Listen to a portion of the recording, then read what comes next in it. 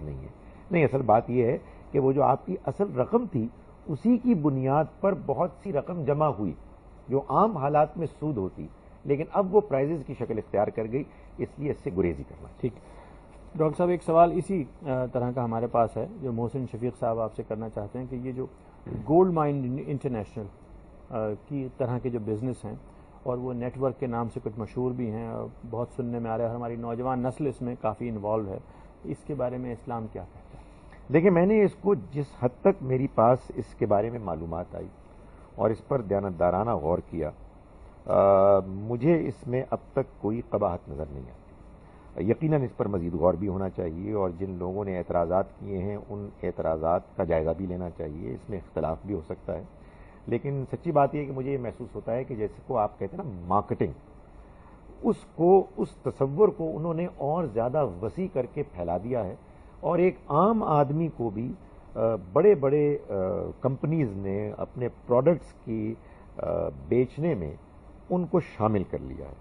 تو اگر ایسا ہی ہے اور لوگوں کو اپنے اس مارکیٹ کرنے کی ایفرٹ کا ریوارڈ ملتا ہے تو یہ تو کوئی ناجائز چیز نہیں، بلکہ محسوس ہوتا ہے کہ یہ تو بڑی اچھی چیز ہے کہ جس میں ایک عام آدمی بھی اپنے لیے ایک اچھا ذریعہ آمدنی حاصل کر لیتا ہے. تاہم اگر اس پر کوئی شرعی اعتراض کسی کے ذہن میں ہے تو وہ پہلے بیان کرے تاکہ اس پہ غور کیا جائے. میں دو باتیں کہنا چاہوں گا. ایک بات تو یہ ہے کہ کوئی چیز ناجائز اس وقت ہوتی ہے کہ جب اس کے ناجائز ہونے کا کوئی واضح ثبوت ہو. ہر چیز اللہ تعالیٰ نے جو اس دنیا میں ہمیں دی ہے وہ جائز ہے، الا یہ کہ اس کے ناجائز ہونے کا کوئی ثبوت ملے.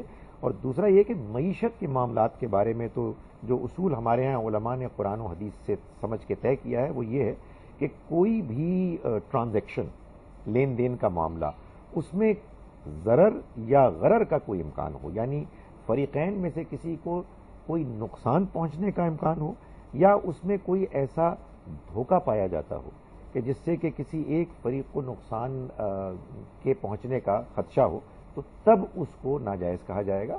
ورنہ عام حالات میں اگر انسانی خدمت ہو رہی ہے اور لوگوں کو اس کا معاوضہ مل رہا ہے تو اس کو ناجائز کہنے کی کوئی وجہ نہیں. اور یہ باطل طریقے سے مال کھانا بھی اسی کی ایک شکل ظاہر ہے قرآن مجید نے جس کو کہا ہے نا کہ تم ایک دوسرے کا مال باطل طریقے سے نہ کھاؤ، اس کی بات یعنی ڈیزائن میں یہ چیز شامل ہے، نیت میں یہ چیز شامل ہے کہ اس میں کہیں دھوکہ ہونا ہے یا باطل طریقے سے مال کسی کا مار لینا ہے. یقیناً اگر اس طرح کا کوئی معاملہ ہے کہ جس سے کسی دوسرے کو نقصان پہنچ رہا ہے، دھوکہ ہو رہا ہے، تب آپ اس سے گریز کریں گے. لیکن اگر دیانتداری سے معلوم ہوتا ہے کہ ایسی کوئی بات سمجھ میں نہیں آ رہی ہے تو آخر لوگوں کے فائدے کے راستے میں ایک موہوم کسی تنقید کی وجہ سے رکاوٹ کھڑی نہیں کرنی چاہیے. آپ ایک سوال کرنا چاہتے تھے، فرمائیے.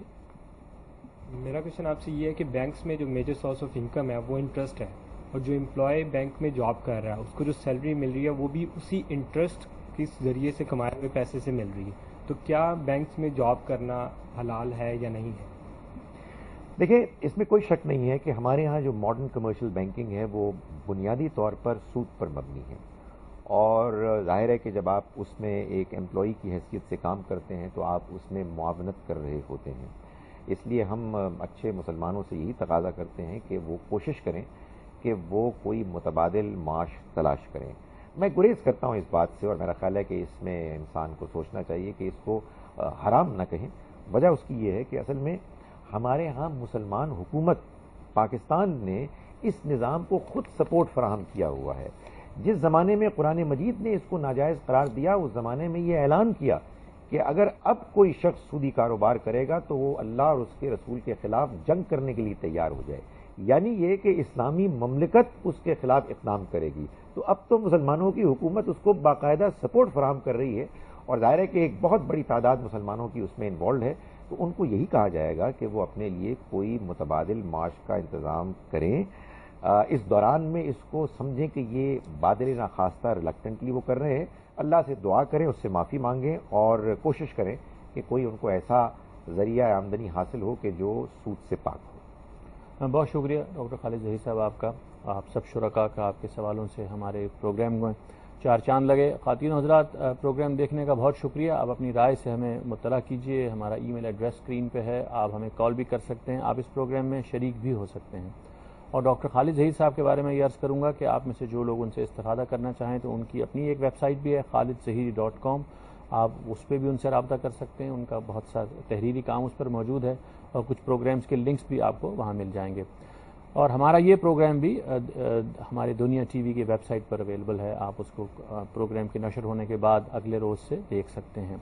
خالد ظہیر صاحب نے ایک بات بہت اچھی کہی، میں چاہتا ہوں اسی بات پر پروگرام کو ختم کروں کہ ہمارے لیے جس طرح سے عمل کے امتحان میں روز ایک نئی آزمائش ہوتی ہے، اسی طرح علم کے میدان میں بھی ہمیں باخبر رہنا چاہیے۔ اللہ تعالی ہم سے پوچھیں گے کہ تم نے کسی چیز کو جاننے میں کتنی محنت کی، اور اگر تمہارے سامنے کوئی سوال آیا تم نے اس کو کیسے ڈیل کیا، اس کو نظر انداز کر دیا، اس کو بھلا دیا، یا تم نے اس کے بارے میں کچھ محنت کی، کچھ استفسار کیا، کسی جاننے والے سے پوچھا۔